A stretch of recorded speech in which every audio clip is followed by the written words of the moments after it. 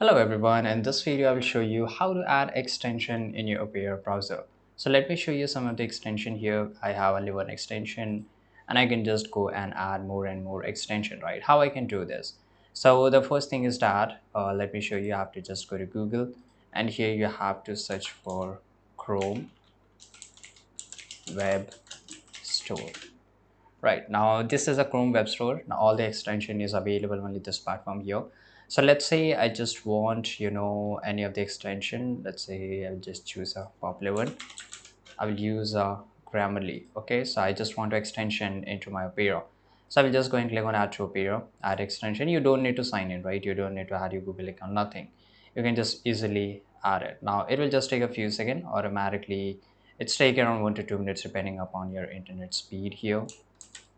Automatically you will be redirected to a new page, and this is our extension page, right? So Grammarly asks you to log in into the account to use it. Now where is this extension which I just you can see here that it got installed?